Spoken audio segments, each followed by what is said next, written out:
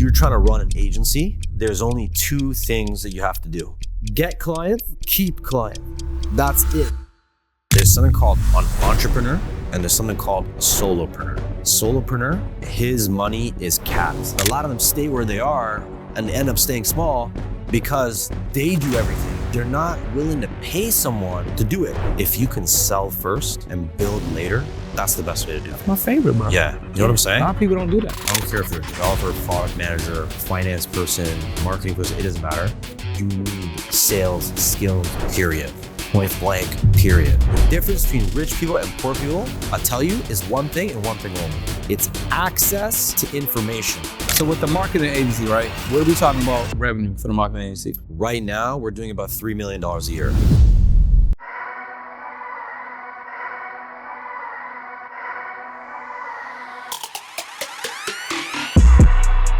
What's up, y'all? Welcome back to another episode of the On and Pursuit podcast, back in downtown LA with my guy. He flew here from a whole nother country. You know what I'm saying? We've been building, I would say, probably for like 2 months. And, you know, his content was super captivating to me and informative at the same time. Sometimes people give you one, they don't give you the other. Right. Like it'd be like a lot of pizzazz, some dope edits and like some fire hooks. You're like, oh, what's going on? But then they give you the game, ain't nothing really there. Exactly. Right? And then some people give you the game, but it's like, bro, this is like watching paint dry. Right. Like, you know what I'm saying? There's nothing in there. Yeah. Right? But I feel like Avi gives you a mix of both, right? So I first came across you from a YouTube video and I hit you up directly. It took you a minute to get back to me. You know what I'm saying? Yeah. But you did. You know what I'm saying? But you did. Yeah. And we just started building from there, man. So I'm excited to have you on the episode. Yo, thanks for having me, brother. Unveil a little bit of your marketing mind, you know what I'm saying? Your entrepreneurship brilliance, you know what I'm saying? Mr. Avi Grondin. Welcome to the podcast. Thank you, brother. You know Thank you. So yo, why don't we just start off, what brings you to the States? Why you in Los Angeles? It's a great question. Well, let's start off by saying, listen, I'm actually born in Cali. So this is your home turf, this really? is my home turf, Okay. but like not actually, I guess, because I've been living in Toronto since I was 2 years old. But, you know, LA, I feel like... you sound hella Canadian. I know. Everyone says that. Everyone says that. You got to say the A and then people are like, yo, you're definitely from Canada. But no, so like I kind of just, I'm flip-flopping around the States right now because I do have plans of coming to move here because I am American, right? So I'm like, I don't want to live in the socialist country that Canada is becoming. Yeah. So, you know, I'm kind of done with that. So at the end of the day, I do want to make a move and I'm kind of taste testing all these different states and cities and whatnot. Yeah. Tried New York, tried Miami, now in LA, might go to Texas for a bit, you know, but, you know, I wanted to come here specifically because I'm from here. Yeah. And my parents actually met here and that's, I was born in Santa Barbara. So yeah, you know, it's a beautiful place. I mean, other than a couple streets being a little dirty and whatnot. Couple streets being a little dirty, bro. You know what I'm saying? How about more than a couple? How about a couple streets being okay? You know what I'm saying? So what I was gonna say to you is, so I've been to Toronto a bunch of times. I feel like Toronto is the crown jewel of Canada. Definitely. Right? Especially like music, culture, music. You know, it's really the melting pot. Like if you look at other spots in Canada, what are we talking about? Vancouver, Montreal, what else? Windsor. What else people going to? Quebec City.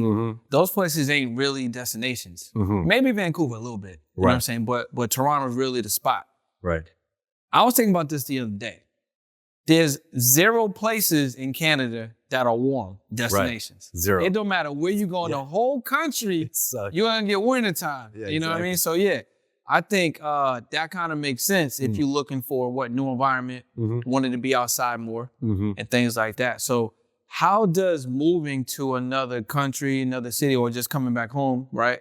How do you feel that's going to enhance your business, grow you as an entrepreneur? Why is that important? It's a great question. I mean, ultimately, I think, you know, Toronto's like, it is a great place at the end of the day. A lot of people do love it. And I don't want to hate on it too much, but it's changed a lot, like over the years. And to be honest, I feel like I've kind of not outgrown it, but I've capped my growth there. Yeah. Like, I don't feel like I can, like me being there isn't going to necessarily grow my career or my entrepreneurial endeavors any more than they currently are. Yeah. So, and I'm the type of guy, I'm a go-getter, right? Like I have to always be climbing. I have to always be on like, you know, the move and grow and be growing. So, you know, being in a bigger city, like either New York, LA, like that alone, just the population size alone will allow me to do better. But I feel like people are also just like more kind of reserved in Toronto. Like they're less opportunists, less go-getters. You know, whereas in the States you have people that are, all right, let's just do it, man. Like, you know, they're ready to do business. They're ready to rock and roll. Yeah, so, kind of like today. yeah. You know what I'm saying? Literally. You told me you was pulling up. I'm like, yo, let's get a podcast. Exactly. We got a space. We got the equipment. Perfect example. We're shooting. Yeah. Whereas, like, we're just moving. in like, other taking places, action, it'd be like, right? yeah, we'll get around to it. Yes. Let's make it happen. Yes. Next time. That's a definition of Canadians. Yeah, right I got there. you. Like literally what you I got just you. said is precisely how Canadians are. Like, no offense to them. Like, it's just it's just how it is. Like, they're just very on the fence type people. Yeah. They don't really like make quick decisions, and they don't decide like things for their, you know, they're really like slow with things. And so I feel like I've capped my growth. I feel like I've met, you know, who I need to meet there and whatnot. And now it's time to grow even more. And so I need a bigger melting pot to make that happen. And so that's why we're here, you know, and bro, if I move here, we're going to be chilling every day, man.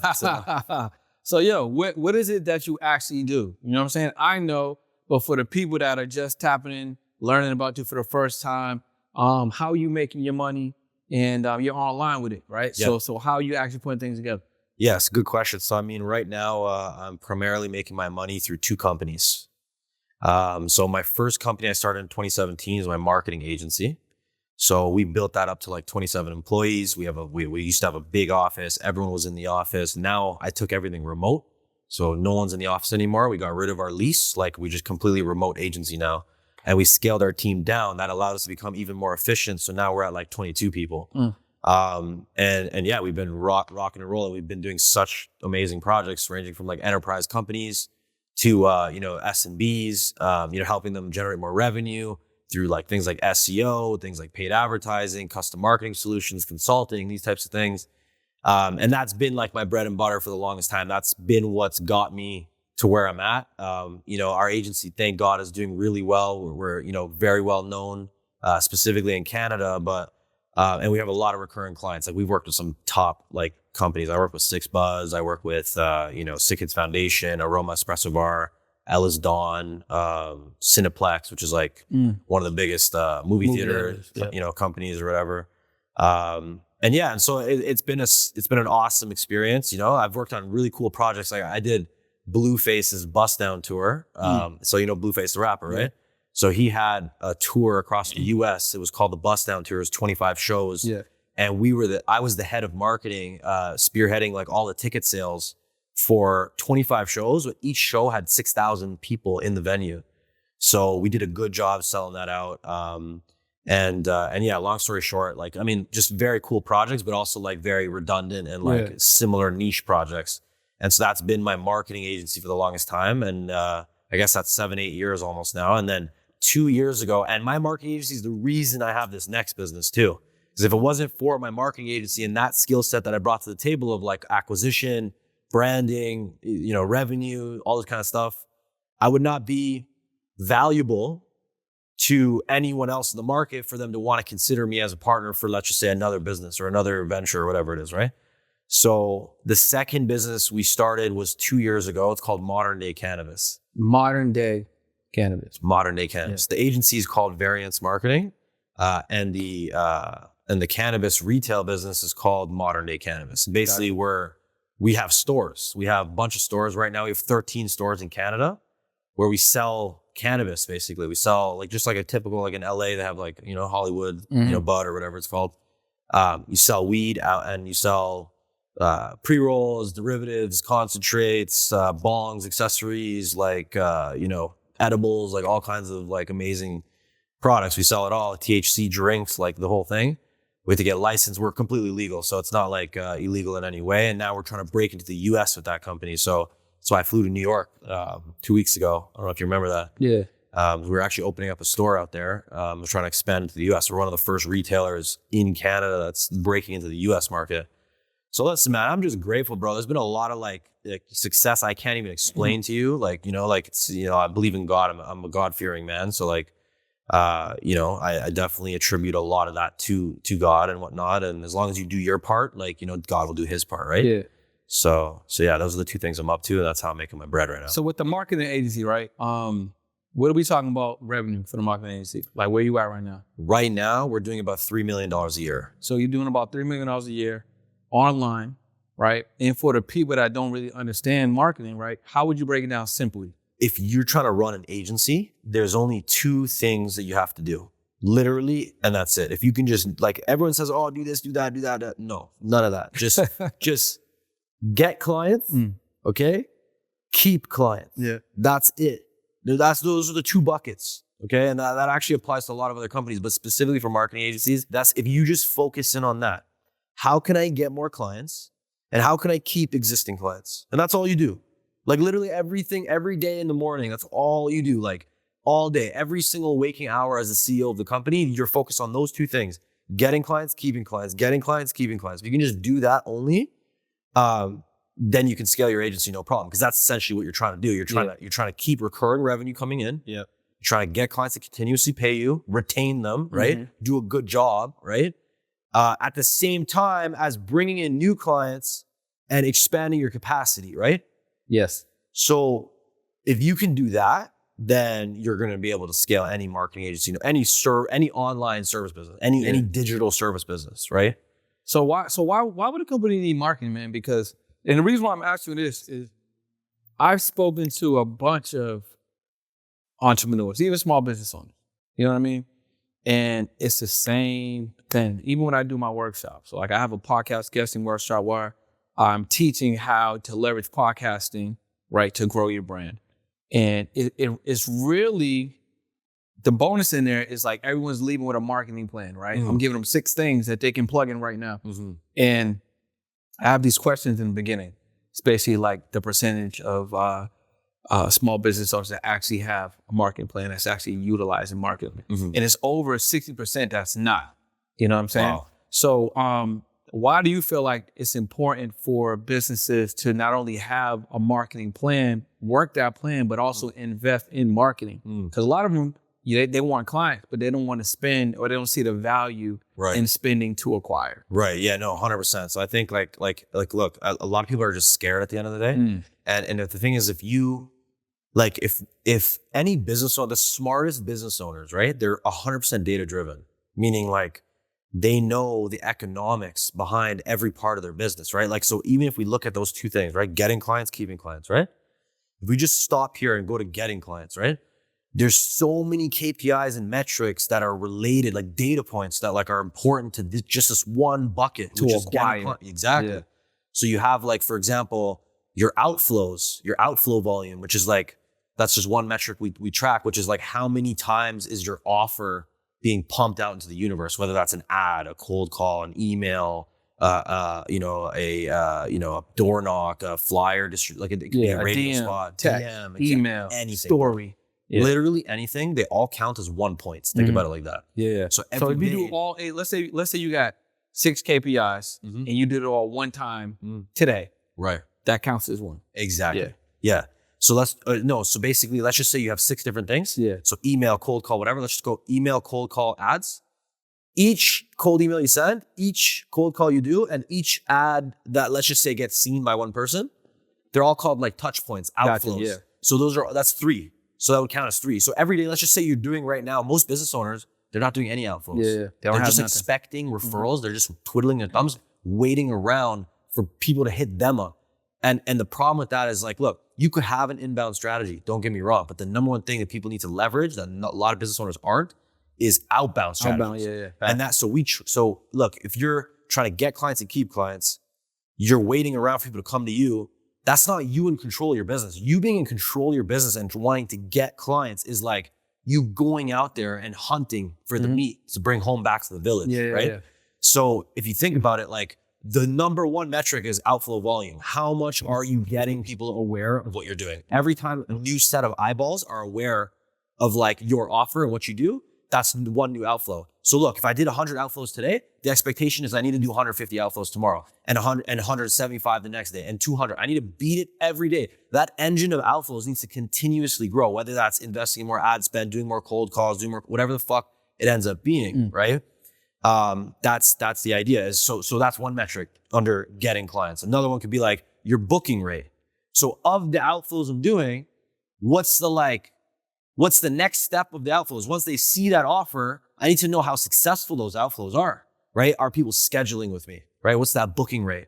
Cold email, right? Might have its own booking rate. Ads might have its own booking rate. Cold calls might have its own booking rate. 2%, right? How can I increase it from 2% to 4%? See what I mean? So the question of like, how, like why are people like reluctant to like spend money to make money? It's because they're not tracking this data. Because if you track the data, right? Think about how illogical it is to not spend money on marketing, right? Because if I know that I'm going to spend I'm getting 100 outflows a day, right? For 30 days, that's 3,000 outflows a month. And let's just say there's only a 1% booking rate on the outflows. That's what, 30 appointments. Now, of the 30 appointments that I'm getting per month, right? What's the next KPI? The next KPI is the show rate. So from the booking rate to the show rate, are people showing up for their appointments? Now, if people are not showing up for their appointments, what does that mean? That means your back end funnel, like your emails or creative or content, right? Like the back end proof, let's call it. Once they're in your system, they booked with you. What's the like proof look like now? So that they actually like, you say, you know what, I'm going to show up to this call and actually take this guy seriously, right? Or this company seriously, right? And so if you have a low show rate, it's probably you don't have good reminders, you don't have good content, you don't have good resources for them. They can't see things up front like VSLs, webinars, testimonials, you know, these types of things where get people to show up, right? So that's how you can work on that KPI, the show rate, right? Then from the show rate, it's like, all right, these guys are showing, right? Now, you can either go straight to the contract rate, which is like of the people that show how many are getting contracts. That's kind of a metric of like how qualified are my leads? Like, do they fit? Are my outflows directed in the right place? Because I'm getting people on the phone that show, but they ain't closing because not because I'm not closing them, but because there's no reason for me to send them a contract because there's no fit there. You know what I mean? So that could be like product market fit. Exactly. Yeah. So that's like almost like think about that as like proposal rate or contract rate, right? That can measure your product market fit. And if you're not sending out contracts from you, like you're deciding not to send out contracts because it doesn't make sense. They don't have either have the money or the value prop or whatever you need them to have in order for you to sell them, then clearly you need to direct your shit elsewhere, right? So that's another metric. After that metric, you have close rate, right? So from there, it's like, okay, am I not closing, right? The people that are the proper fit. And then that's on me, right? Do I have enough proof, right? Am I saying the right things on the phone? Do I have the right sales process, right?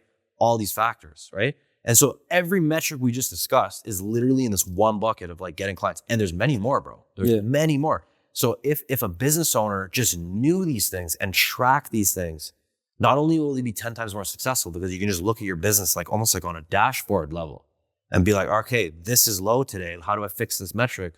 Or like I can tweak this metric and that's going to spit out this outcome. You see what I mean? So that's the thing. I feel like data driven is the number one thing. The reason why they're reluctant to spend money is because they're not data driven. And if more and more people became more data driven, then they'd realize that it's almost like a disservice to themselves to not drop money on marketing, you know? Is your revenue stuck? If you're an entrepreneur and your revenue is stuck, you don't need to fix your products or services. You need new audiences to discover you more consistently. Podcast guesting is the ideal way to be discovered 24 hours a day by your ideal clients. And guess what? The more people that know you, the more people can flow you. Head over to podcastmasterypack.com and take advantage of your first or next podcast. Let's go. You say that, and I'm thinking as you're sharing, right? And what I'm thinking is, someone may have like literally heard everything you said, right? And they may be like overwhelmed, like, oh man, damn, that sounds like a lot, right? But if you really look at it, if you get that process, it's actually easier, right? Because you know Exactly. what to look for, Yeah, right? You know what to expect, right? You know what's not working or what should be working. Exactly. You know what to allocate and what you can, let's say, test, right? Because I think it's important to have a percentage of, let's try something new for our amount of time to see if it works. Maybe we add it or replace something that's not working or whatever case may be. Versus hoping. Right. Hoping sounds like the insane 99% of them do that. Yeah, 100%. Literally. And you hoping, and you feel like hoping's safe. But it's really not, because it's like you're missing all of those data points. Yeah. And you might have a day where it's like you're hopeful and you get leads. You know where I think that comes from? And there's days that you don't.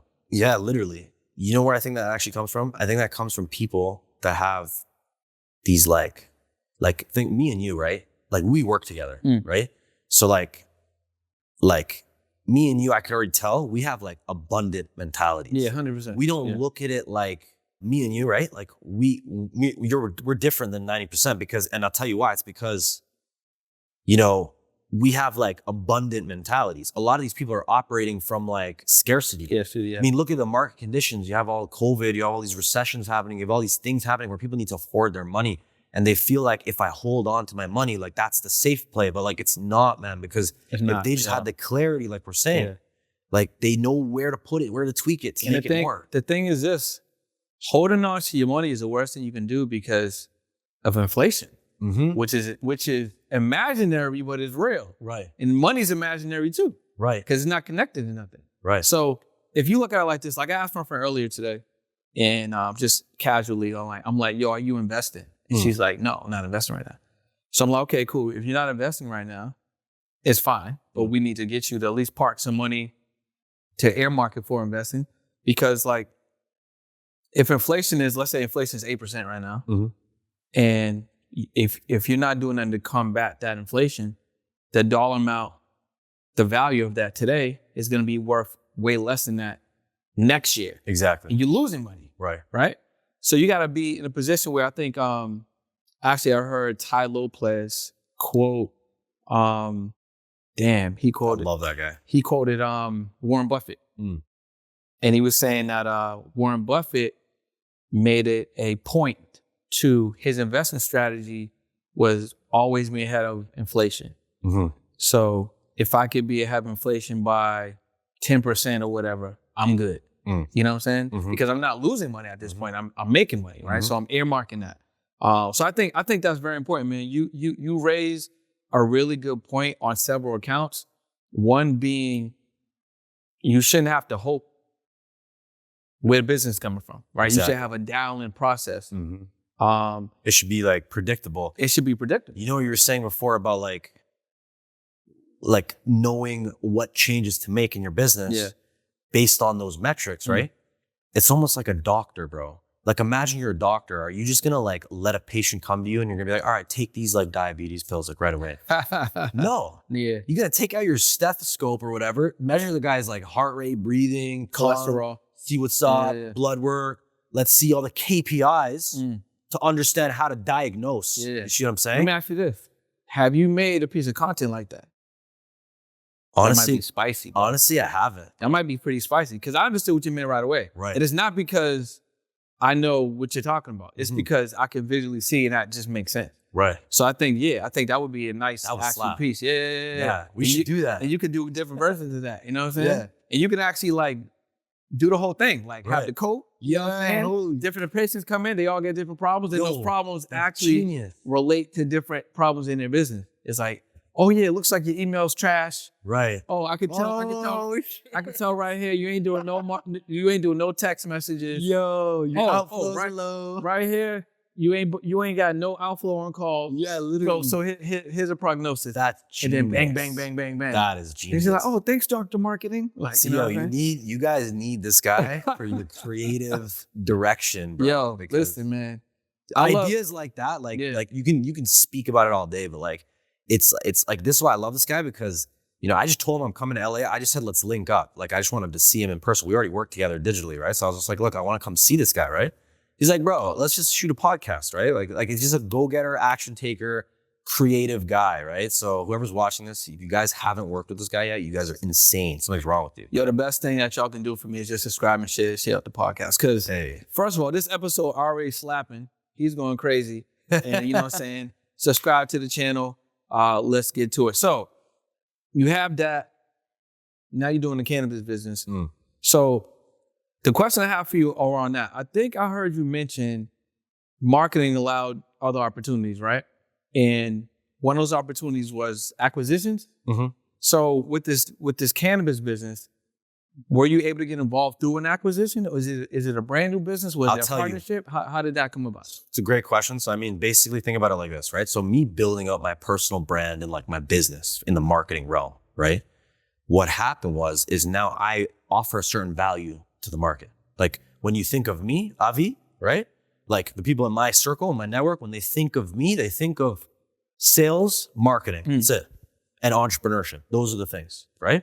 So like from there, when you create that, and that could be anything. That could be operations and efficiency instead of sales and marketing. It could be whatever. It could be tech, coding, it could be product development, it could be whatever you bring to the table.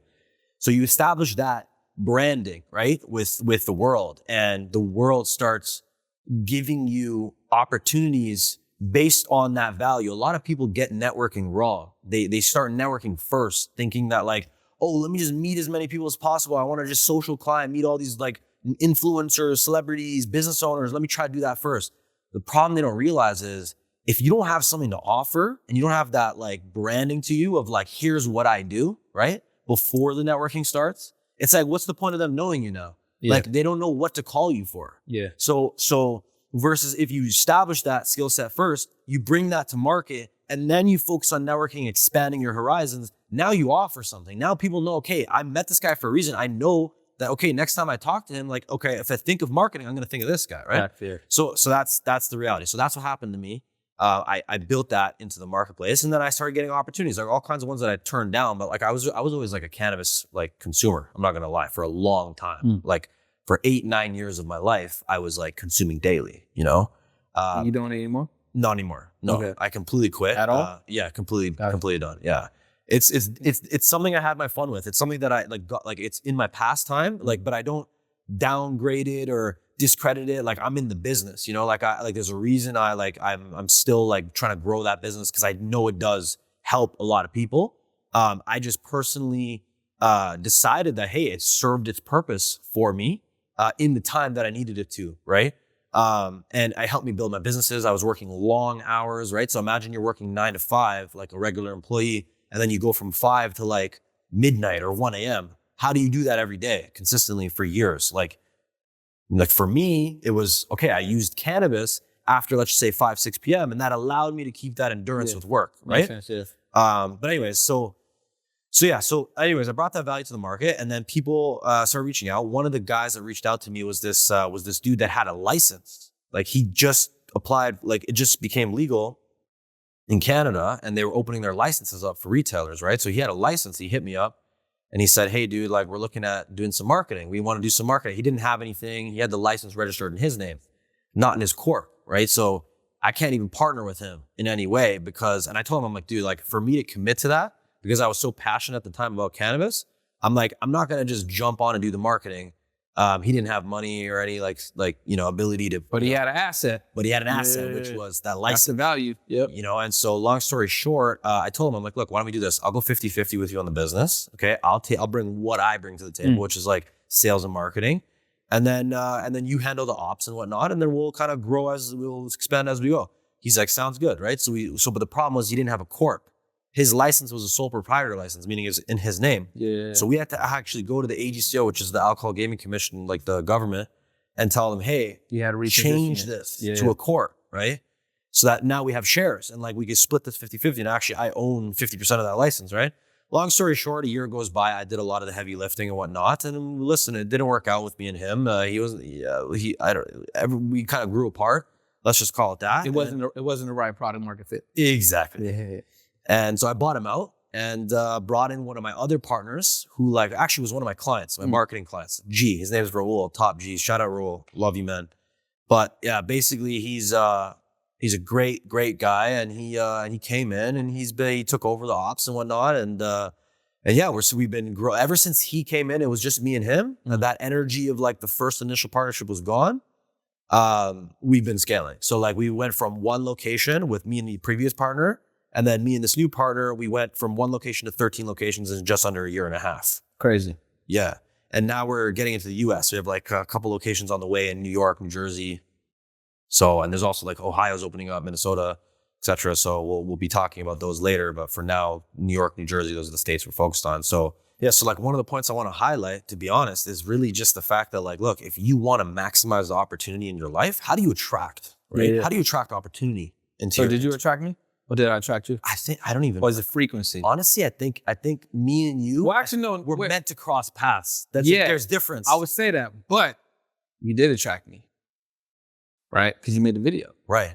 which going back to your point earlier, That is how we connected, right? 100%. So, if you yo, didn't- that's so true. okay, so if you didn't provide the value, Right. and put the goodwill out there, right, which you is a form of outbound, right? Exactly. Because you'd be like, how many videos I did today? Right. How many YouTube videos I did this Right. week or whatever? Exactly. Put it out and put I it up. like that too because it's evergreen. Yeah. You put it out, put it up. You give value. Give the call to action, Mm-hmm. right? Or don't give the call to action, but the value is undeniable, and then someone that's ready is going to take that next step. Mm-hmm. So yeah, Exactly. you attract it.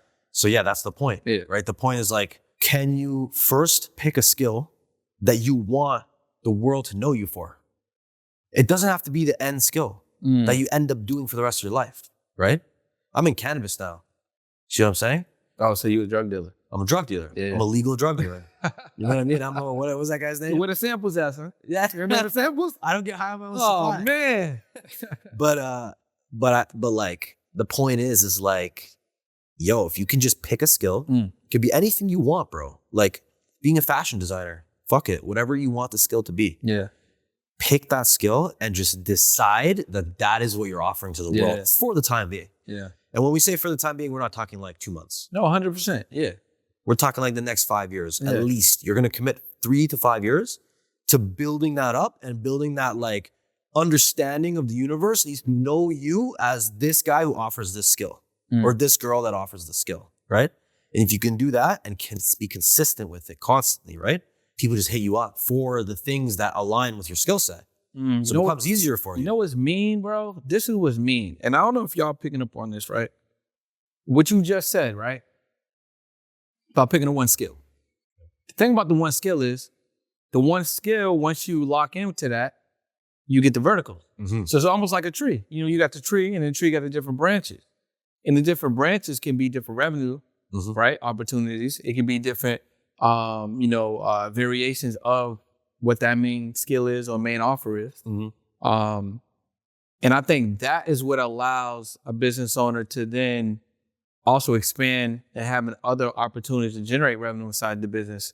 Because look, like let's say, okay, I don't want to even pontificate. What are the different things that you were able to do, let's say just with variance on the marketing side? So what are the different ways you're able to serve people? Because I just want to show them. 100%, dude. That's so what you're saying. A perfect example of what you're saying is like, so for example, I started my agency, right? Okay.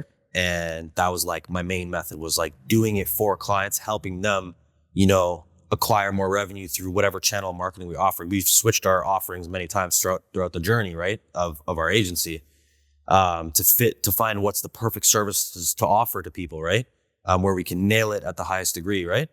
But so the one thing is like, okay, starting off as a done for you service allowed me to move into other services. So for example, like now I have like a coaching program.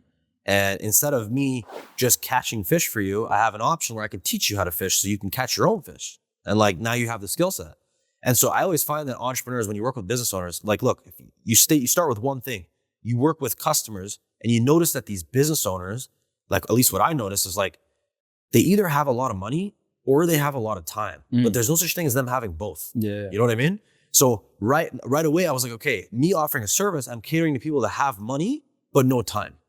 Me offering them the service, doing it for them, right? They don't have the time to do it themselves. They have the money to pay for someone to do it for them. So that's why I'm doing it for them, right? Then I'm like, okay, but I'm leaving a whole other layer of the market completely untouched, which is the opposite of that, which is the people that have the time, but don't have the money, right? To consistently pay, a team to do something for them, right? So, and that's when I was like, okay, how do I tackle that market? Because that's a lot of people. And what's nice about that is that you actually can build, once you figure that out, right? And every business has those sort of directions to go where you can establish new revenue streams, like you're saying, like the tree, that can happen by you just being in the business. It's not like I just decided to do that. I just kind of noticed that was an option. So like and here's the thing, if you can build your tree, right, in a way where one branch helps the other branch, you see what I'm saying?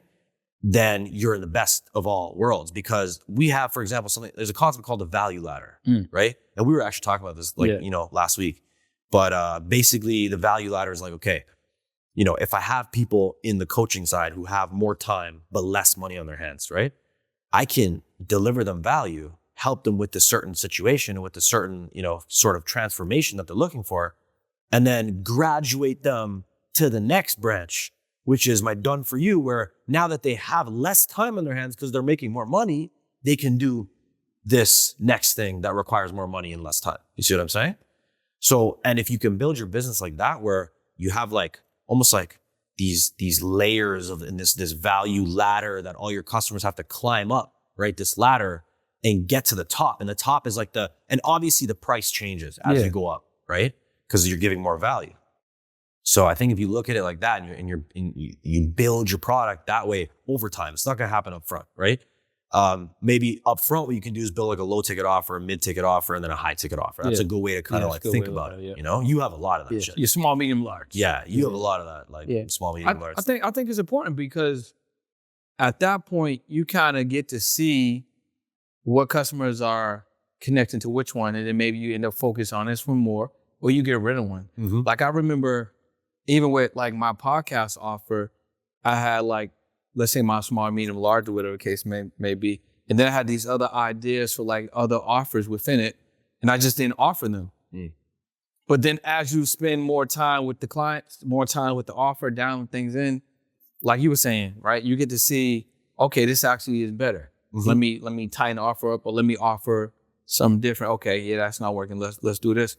And then you get to see, okay, well, like what is the right customer for the offer that's going to see the most results? Exactly. You niche down, the messaging gets tighter, the price might get a little bit more finite, or it may even be more depending on that client that you're working with.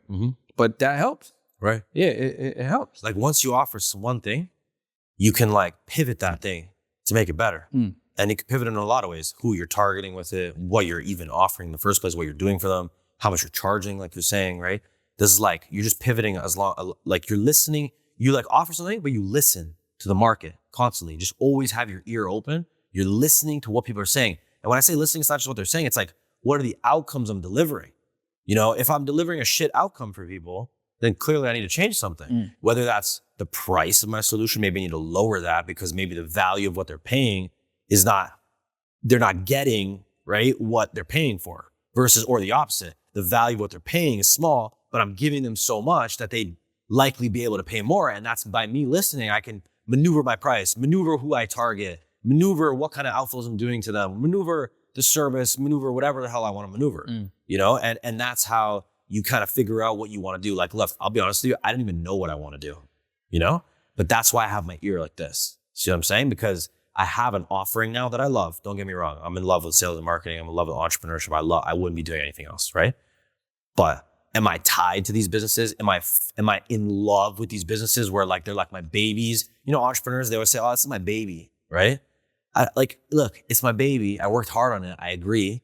But if I come across the next opportunity in Dubai to make $40 million a year being a developer because I put up certain skill sets to the market and I attracted certain opportunities, right? Am I going to be like, "Oh, sorry, I'm just working on my baby. I got to carry my baby with me"? No. And look at Elon Musk, bro. Perfect example. Bro, before he started PayPal, he started 4 companies. I don't even know the names of them. We both don't even know the names of them, right? Yeah. No one fucking knows the names of them. Why? Because that wasn't they didn't pop off. They all failed. Every single one of them failed. And then he finally got a part of PayPal. And PayPal was actually ranked as one of the worst companies in the world. Actually, it was on like some random list. I forget the name of this list, but you Google this, you'll see it was literally ranked like one of the top worst companies, basically. The model's crazy though. It's a fire model. Yeah, the processing's crazy. You know what I'm saying? But you get the point though, which is you gotta be open to let go of the baby so you can leapfrog to the next and the next and the next and the next. So you finally get this monster. Now he has Tesla, SpaceX, Starlink, Boring Company, whatever, right? Hyperloop, the Boring Company. He's next level. Yeah. But did he start that way? People say, "Oh, you're born with it." No, you're not born with shit, bro. You just have this desire to never stop. Okay, number 1. Number 2, you're listening and you're open. He's not like a lot of other entrepreneurs. They'll be like, "All right, I'm a lawyer. I'm gonna always do this for the rest of my life," or I'm a CPA, accountants, or realtor. Sure, that's sick. Don't get me wrong. These are amazing positions, right?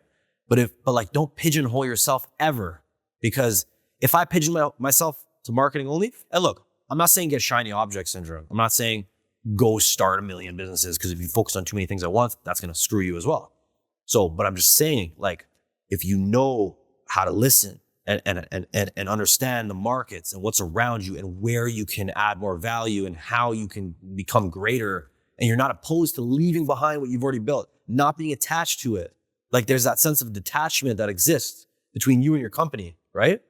So that at any moment you could get rid of it, but at any moment you could also scale it, right? It's just this stoic mentality of like, I'm not in love with it, but I don't, like, I love it, but I don't hate it.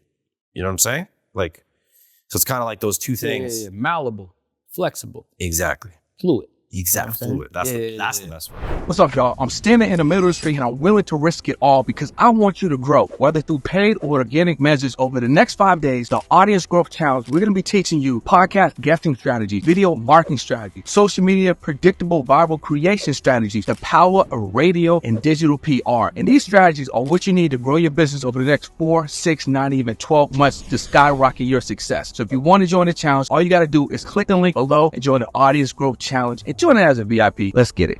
Where have you learned growing your businesses over the years? Like what's the area, if you could say may have been a sticking point for you for a while, maybe finally able to get over that hump, saw success. What are some areas that you really learned from a lot?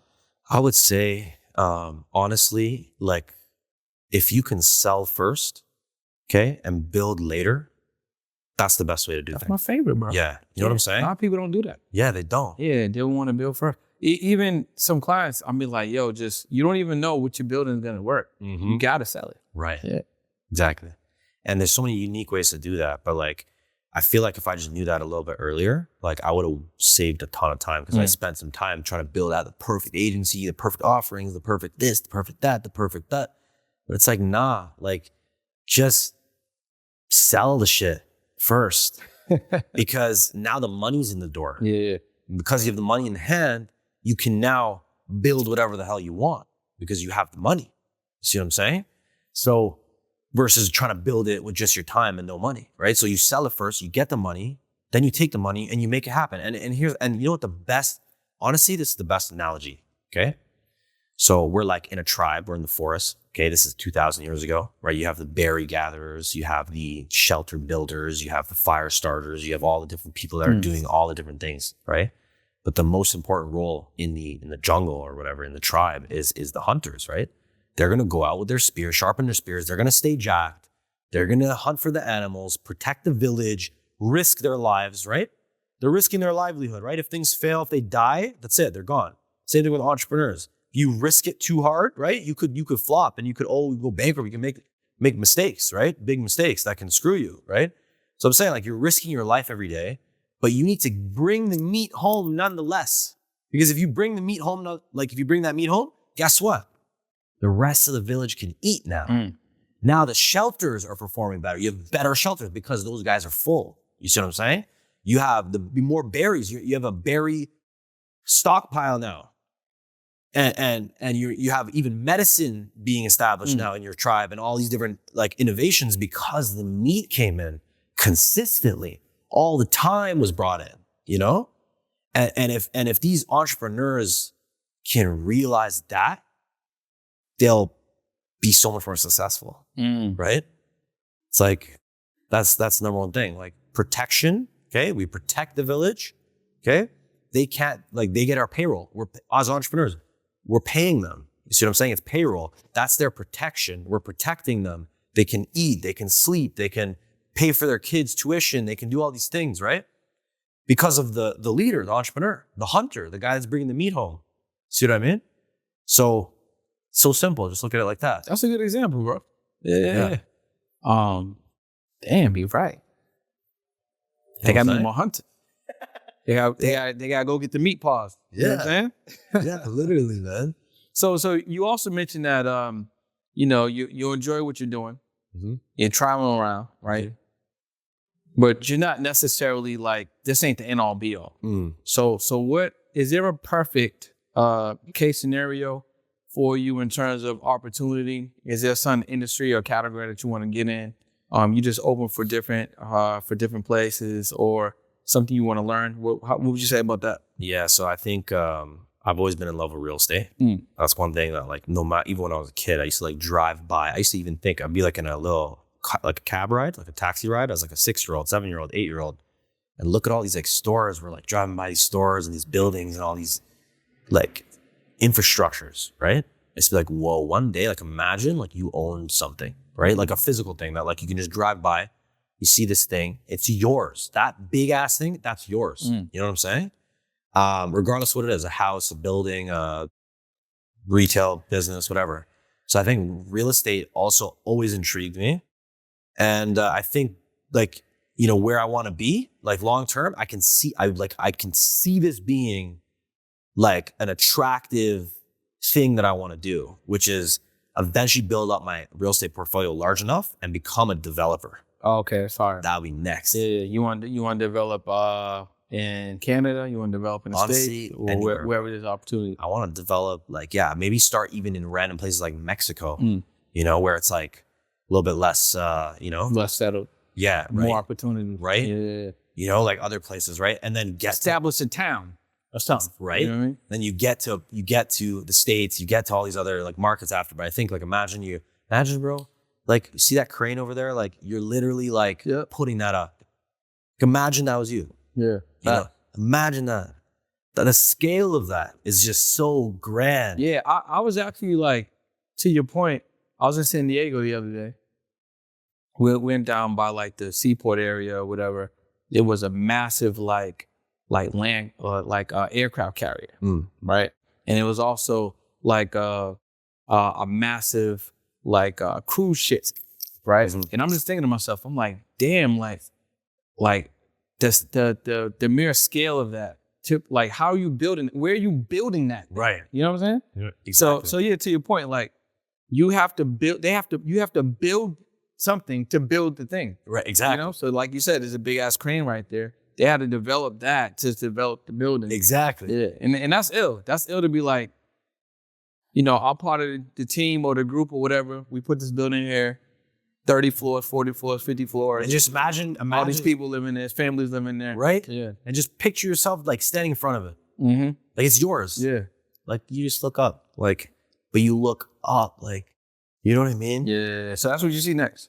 I hope. Yeah. Like with God's help, bro. Let's fix you in the camera a little bit. This is gonna serve as the video proof. This is the affirmation. Yeah. One day I'm gonna look back at this podcast. You're gonna go right to this cut. Exactly. I'm gonna be like, yo, I said that, and look, I'm a developer now. So all right, let's make it a little bit more real. Choose a date, bro. I like that. Choose a All date. right, what day am I gonna? I don't want to set it too far, but I want to set it too close so I have enough time.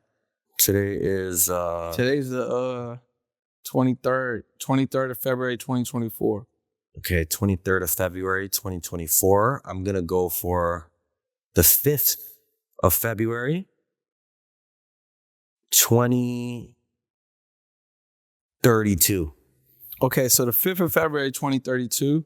Yeah. So that's what, 8 years? That's 8 years? 8 years. Yes, 8 years. So 8 years, we're talking about skyscraper type of building? What's that building talking about? I'm gonna be a developer, either So you can be a mid-rise, developer. That would mid-rise, just be focused on. Skyscraper, mid-rise, whatever, man. Because you know what? You know what's the interesting thing about development that I learned actually?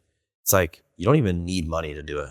Nah. You raise other people's money. Syndication. Yeah. Mm-hmm. Right? So like what skills am I in right now? Sales and marketing. Sales and marketing. Okay. So now let's picture that for a second, right?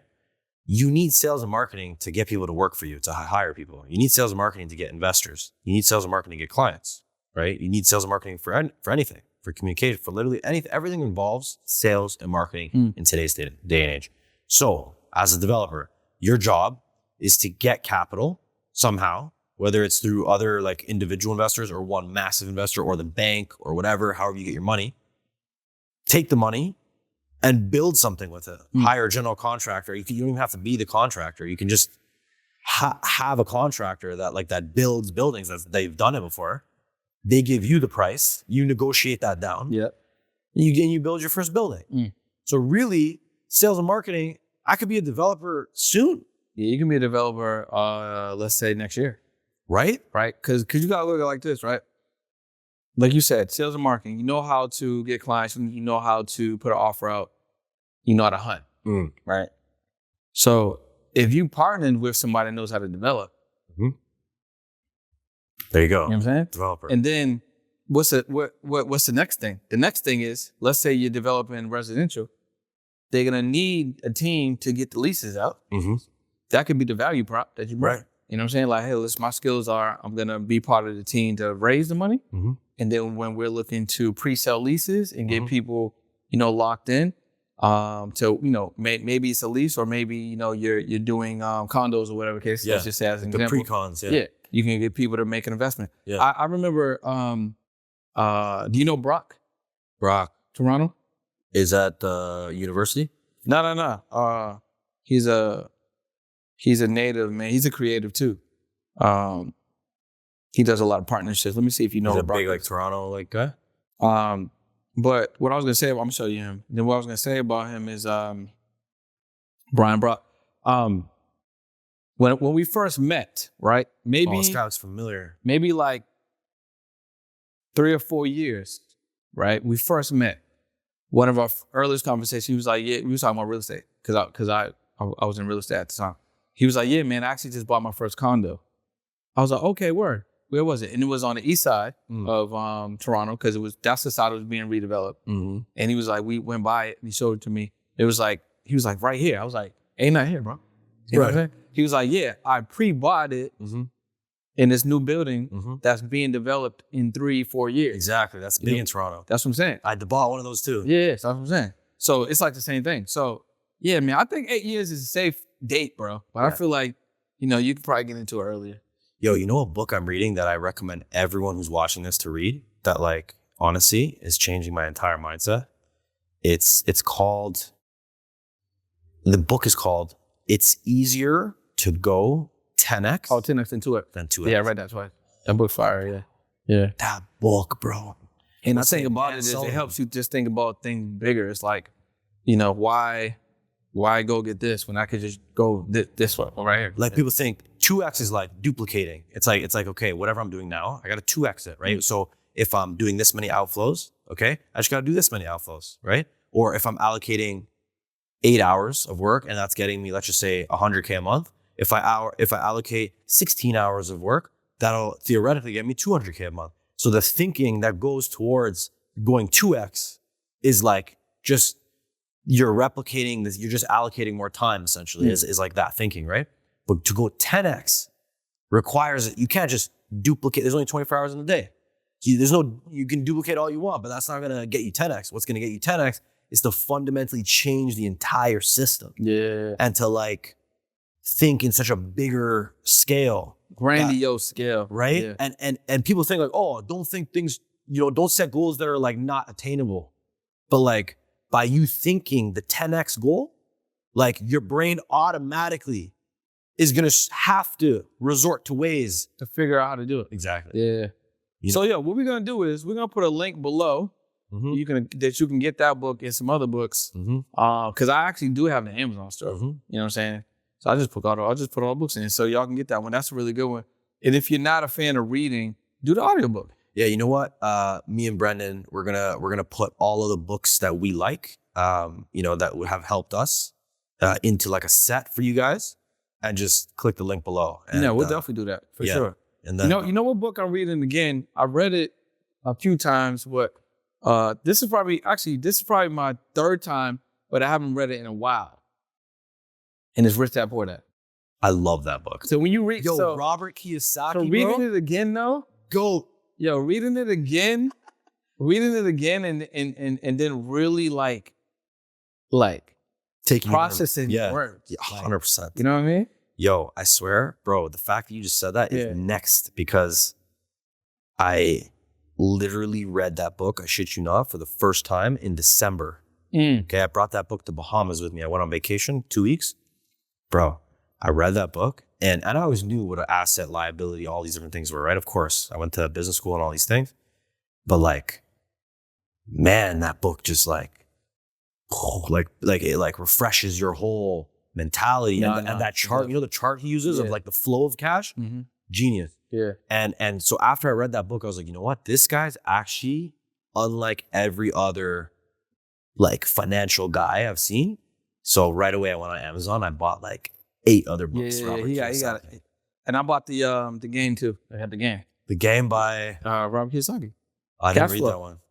No, Cash Flow Quadrant. The Cash game. Flow Quadrant. The game. Yeah. The actual game. It's called The Game? No, the game is called Cash Flow. Quadrant.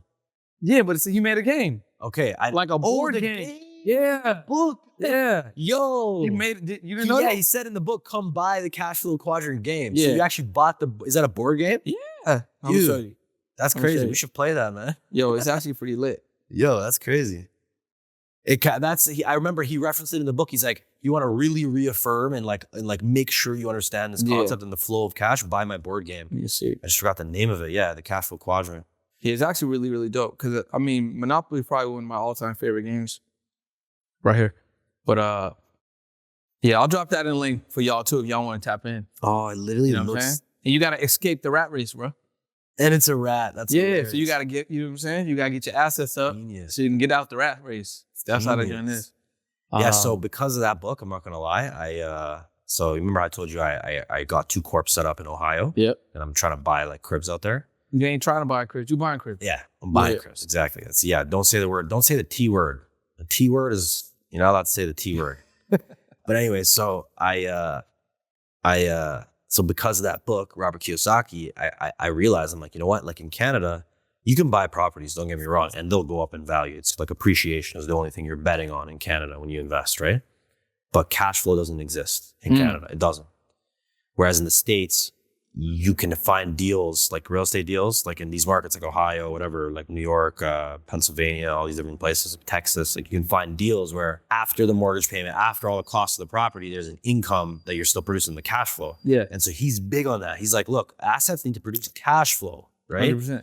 And that's what makes them assets. They pay you, right? So yeah, after that, like literally after that book, I'm taking it really serious now, and I'm like that's what's getting me to actually want to move. Like having that as my mindset of like shit, I need cash flowing assets now instead of just appreciating assets.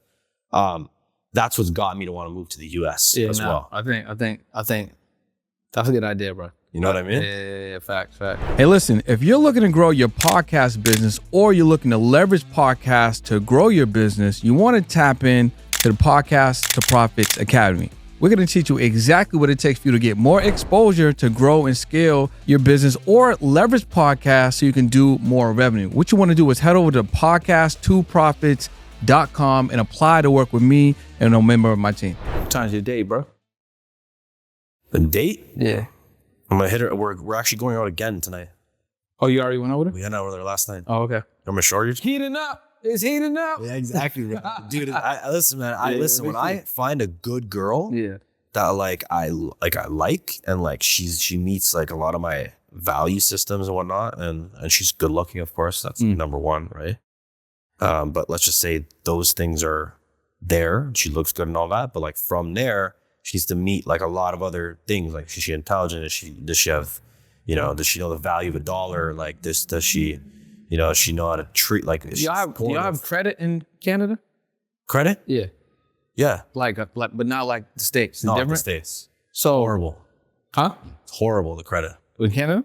In Canada, it's nowhere near the States. Okay. So is that important? 100%. Yeah. For the girl to have good credit? 100%. Yeah. Yeah.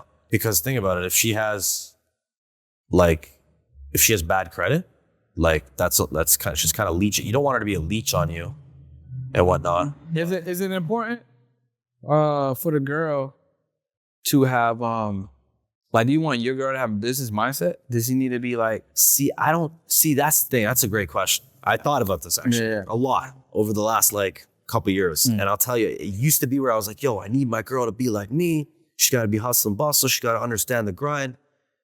But like, you know what, bro? Like, she's going to take care of my kids. Let me hustle. Let me do the grind while I have a woman at home. She doesn't need, she could work if she wants, right? Do what she wants. I want her to do whatever the hell she wants.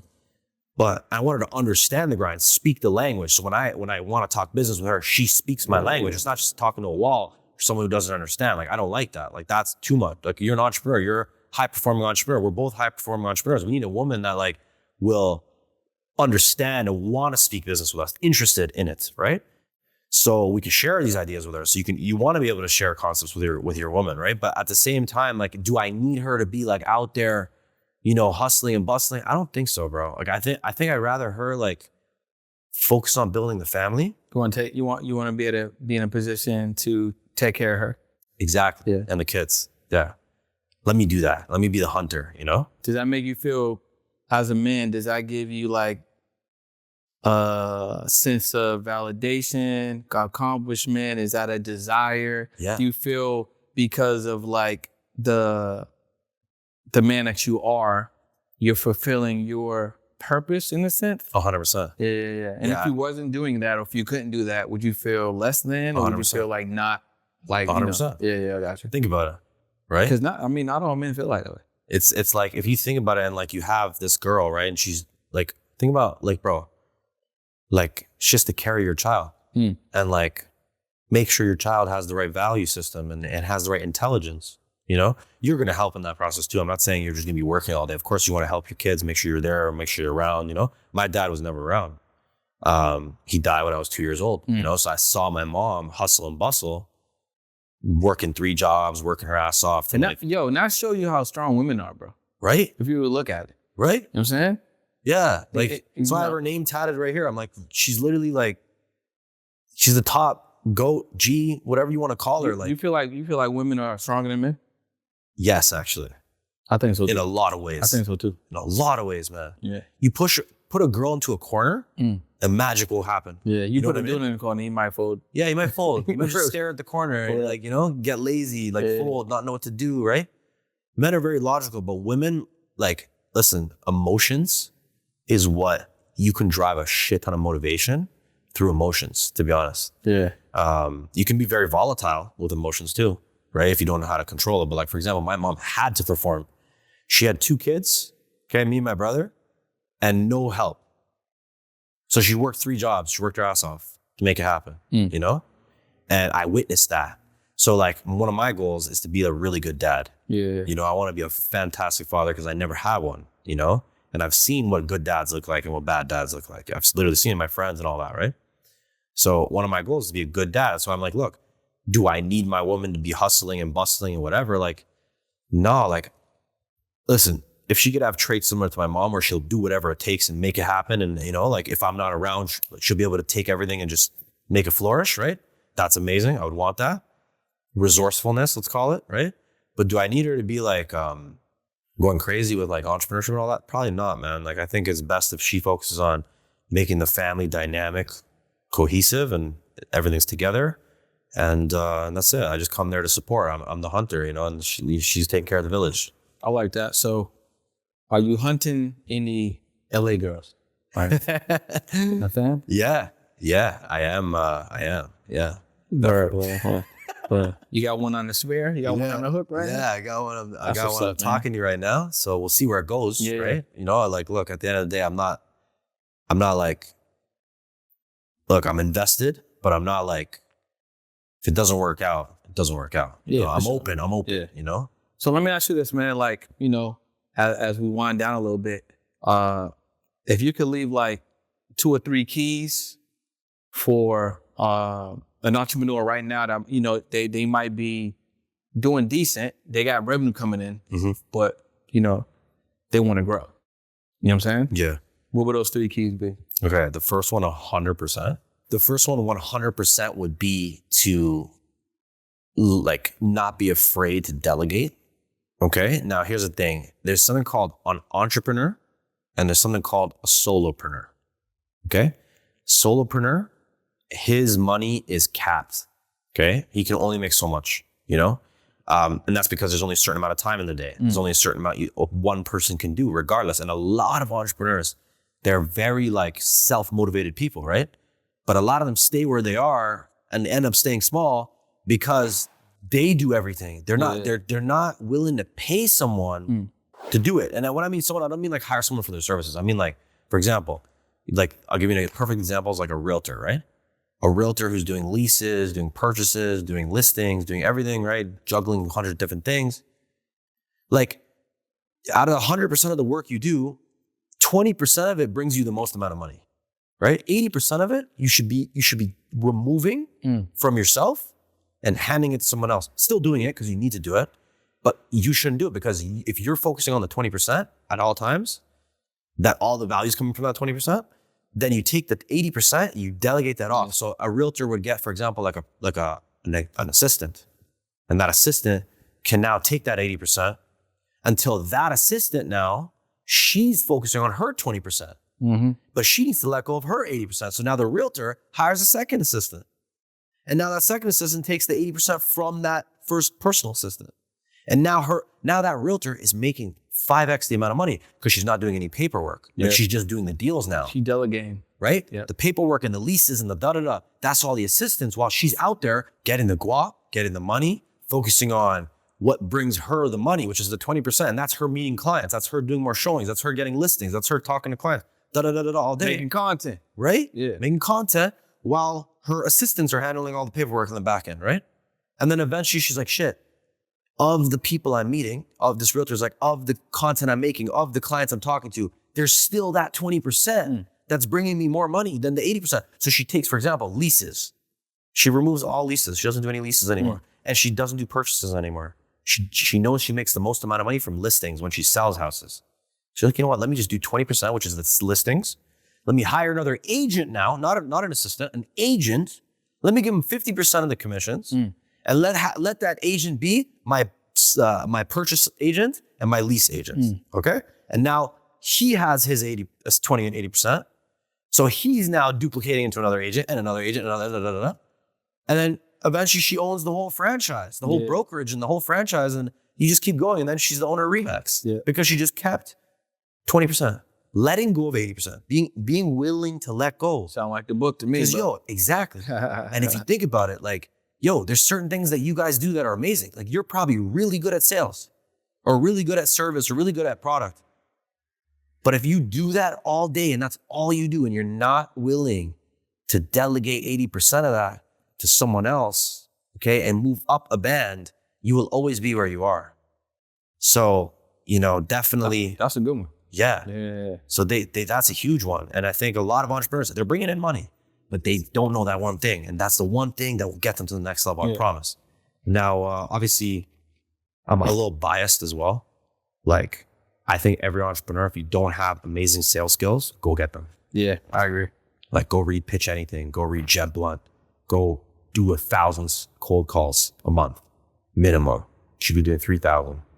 Go door knocking, Go get a sales job. Even if you run a business, go do a sales job once a week. I don't care what you have to do to build your sales skills. Go take a public speaking class, right? Whatever you need to do to develop your sales skills. I don't care if you're a developer, product manager, finance person, marketing person, it doesn't matter. You need sales skills, period. Point blank, period. All right. So if you don't have them, go get them. Now, the final point that I'm going to leave you with as an entrepreneur is manage your money correctly. Yeah, that's a big one. It's a huge one, bro. It's a big one. A lot of these people, they just have, this is how they manage their money. They have their revenue coming in minus their expenses. Whatever's left over, that's their profit. That's wrong. Wrong. Bro. Don't do that. This is how it should operate. Your revenue minus your profit, you take out your profit. Profit first. Profit first. Mike Michalowicz. Yeah, links in the description for that one too. Revenue minus your profit equals your expenses. If you have that model, then you first of all take out your profit. You're always going to be profiting, number one. Number two, whatever's left over is going to be for your expenses. So what if you don't have enough money left over for your expenses?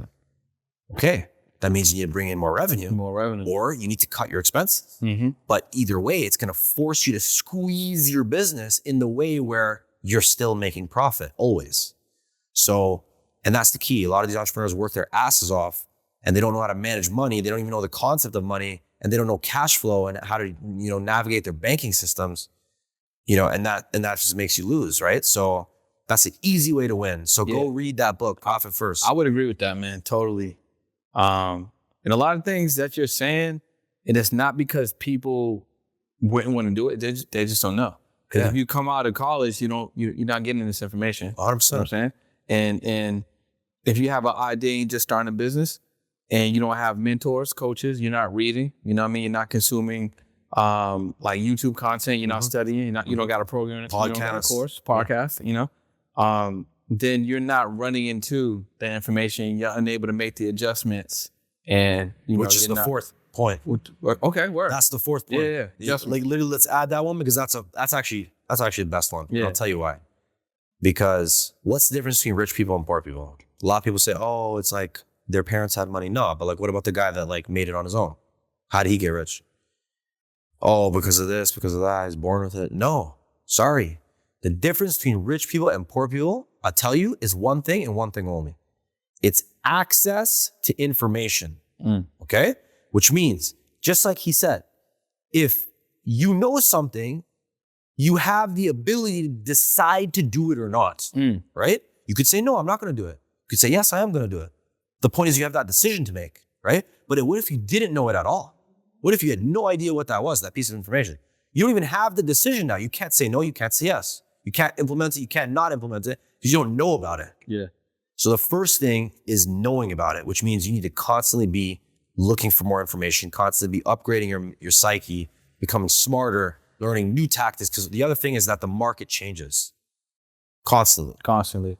Things don't work. They stop working. Things break. You need to move on. You need to stop falling in love with your old ways and constantly be learning, for the future. So if you don't have access to info, listen, there's a wave passing by. You either grab a surfboard, you ride the wave, or you sink and drown. It's up to you. It's just all depending on how bad and how much, you want that info, right? And that's why I love what he's doing. And that's why he's so successful too, is because that's literally what he does. Increases access to info. Yeah. And another thing is like, if I hear something, see something, I can't unhear it and can't unsee it. So then, right? If it makes sense, it's going in. Exactly. You know what I'm saying? Yeah. Yeah. It's like your brain's like this little like piggy bank. You just putting coins inside it. Yeah. Your brain's an asset. You know what I'm saying? Because your brain is going to produce cash flow. That cash flow is going to be the ideas, right? The thoughts, the subconscious, right? The energy, right? For you to do what you do, right? So if you're treating your brain as a liability because you're consuming things that are not going to produce, let's say that cash flow, right?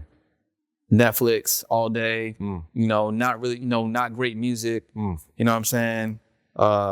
Wasting time, sleeping, whatever. You're not going to get any fire ass like, oh, yeah, Eureka, yeah. You're not gonna get those moments. You're not gonna feel epiphanies. You're not gonna have like a fire idea. Right. Like, I'm gonna share something with y'all real quick. You know what I'm saying? 6-7 weeks ago, had a podcast scheduled, right? And I had a date scheduled, same day. Hey. The podcast gets flaked. You know what I'm saying? No call, no show. The date flaked. What? No call, no show. So you know what I did? I went back home, had an idea, I launched a new company. Jeez. That company is podchop.io. You guys can go there right now. And if you need long form editing, short form editing, or content redistribution, that's what this company does. So I could have been like, damn the girl, damn the podcast host. Right. But because I put in good inputs. You could have went home and watched Netflix. You know what I'm saying? You didn't. But I did. What did you do? I created a business. Boom. You know what I'm saying? But I was able to do that because all the time I had leading up to that, I was putting in books. I was listening to YouTube. So I was processing podcast information. When I'm at the gym, I'm not listening to music. There's nothing wrong with listening to music at the gym, but I don't. I'm listening to an audiobook or a YouTube video or something, or I'm putting some, because to me, getting a really good pump at the gym and having like some solid information, that's a mind-body connection for me. So I feel like I'm really able to dial in my thoughts when I'm doing that. And that's probably why you had the Eureka moment. That's what I'm saying. Because it's a buildup. So it was stored. And then my brain's like, oh, these didn't happen. So it's like my brain went already like, oh, we got space to think now. I did. Exactly. So what I did was I went to Fiverr. I hired a graphic designer. I hired someone to do an AI voice. You know what I'm saying? I hired some editors. In 24 hours, I had a website and I had the video. You know what I'm saying? And then a week, 2 weeks later, I had the first 2 clients. Yeah, look at that. You see, action. You got to take action. You know, action's number one. We could talk about it all day, right? And here's what I love. It's a buildup. It's an info buildup. But look, he had the eureka moment, and guess what he did? He decided to do it. He didn't waste time. He didn't wait. Some people will put in their to-do list. That's it. They just write it down, and that's it. It's like, it just stays there. 100%. But you just did it. Like, you're just on it right away. Boom, right away. It's popping because you're just acting. It's been fire. You know what I mean? You and I can go forever. You know what I'm saying? Honestly, we can keep going. But it's been fire having you here. Give me some gems. I think those last 3 things you mentioned plus the bonus, I think those are great. Anything else you want to leave for the people? For sure.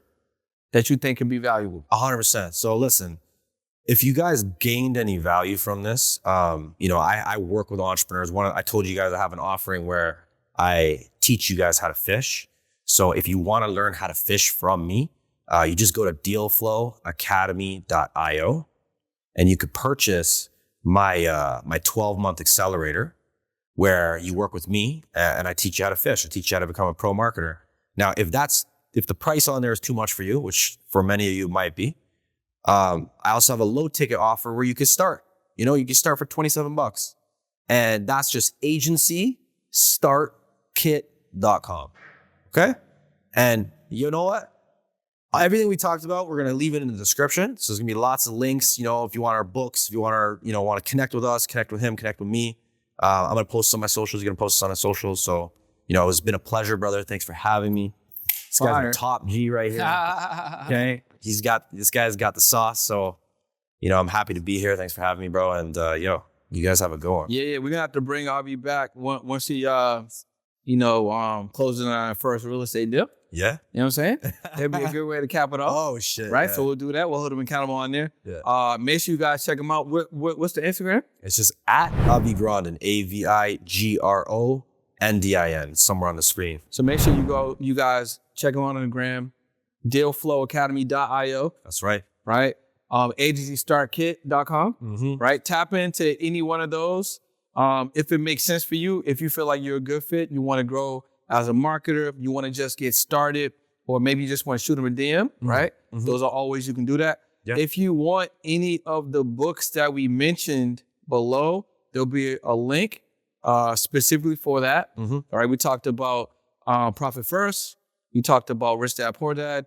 We talked about 10X is easier than 2X. We're gonna load in more. We're gonna load in some more. Yeah, because there's not enough time to talk about all of them. There's a lot of books you guys need to read. Facts. We're gonna throw them all in the link below. So make sure you check that out, because if you just get that info, guys, it'll put you miles ahead. Miles ahead. 100%, man. So listen, y'all. We appreciate you. Thanks for tapping into another On the Pursuit podcast where we into 6, 7, 8, even 9-figure entrepreneurs tap into their brain, see what they got going on, so I can give you this information completely for free. So now you guys can go run the plays of the plays, right? So leave a comment below if you like this episode and share it out to like 3 of your friends. Let's go. Cheers, guys.